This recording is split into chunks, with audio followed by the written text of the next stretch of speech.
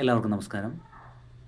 ഇന്ന് ഏറ്റവും കൂടുതൽ ഇപ്പോൾ ചർച്ച ചെയ്യുന്നൊരു വിഷയമാണ് അഖിൽ പി ധർമ്മജൻ്റെ റാം കെയർ ഓഫ് ആനന്ദി എന്ന് പറയുന്നൊരു കൃതിക്ക് കേന്ദ്ര സാഹിത്യ അക്കാദമിയുടെ യുവ പുരസ്കാരം ലഭിച്ചു. അതിനെ പിഞ്ചെന്ന് കുറച്ച് വിവാദങ്ങൾ നിലനിൽക്കുന്നുണ്ട്. മലയാളത്തിൽ നിന്ന് ഇന്ദു മേനോൻ, അതുപോലെ തന്നെ കൽപ്പറ്റ നാരായണൻ മാഷ് എന്നിവരൊക്കെ ചില വിമർശനങ്ങൾ ഉന്നയിച്ചു. അവരവരുടെ സോഷ്യൽ മീഡിയകളൊക്കെ എഴുതിയിട്ടുണ്ട്. ഇന്ദു മേനോൻ ഈ വിഷയത്തെക്കുറിച്ച് പറഞ്ഞിരിക്കുന്നത് അതൊരു പൾപ്പ് കൃതിയാണ് എന്നാണ്. അതുപോലെ തന്നെ കൽപ്പറ്റ നാരായണ മാഷ് ഈ വിഷയത്തിൽ പറഞ്ഞിരിക്കുന്നത് മികച്ച ബിസിനസ്മാനുള്ള അവാർഡാണ് അദ്ദേഹത്തിന് കൊടുക്കേണ്ടതെന്നാണ്. പക്ഷെ ഞാൻ മനസ്സിലാക്കുന്നത് എൻ്റെ ഒരു പേഴ്സ്പെക്റ്റീവ് വെച്ച്,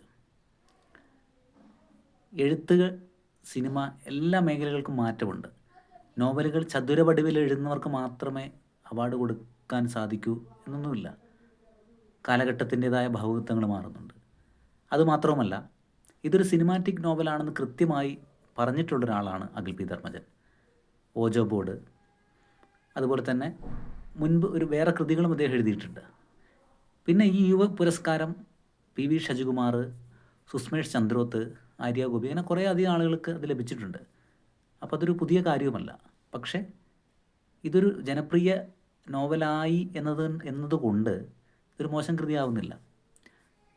ഇതിൻ്റെ ഏറ്റവും പ്രധാനപ്പെട്ട ഒരു കാര്യം, ഈ Ram care of Anandi celebrate ചെയ്യപ്പെടാത്തൊരു കാലത്ത്, ഈ ആഘോഷിക്കപ്പെടാത്തൊരു കാലത്താണ് ഞാൻ വായിച്ചത് വ്യക്തിപരമായിട്ട്. എനിക്ക് ഒരുപാട് ഇഷ്ടപ്പെട്ട കൃതിയാണ്.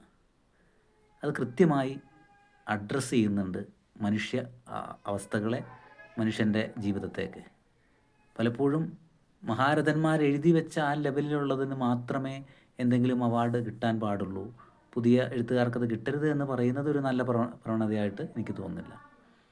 അപ്പോൾ തീർച്ചയായിട്ടും യുവ എഴുത്തുകാരെ, അവരുടെ പുതിയ രചനാരീതികളെ ഒക്കെ സപ്പോർട്ട് ചെയ്യുന്ന, അംഗീകരിക്കുന്ന തലത്തിലേക്ക് മാറാൻ നമുക്ക് സാധിക്കട്ടെ എന്ന് ആശംസിക്കുകയാണ്. Thank you.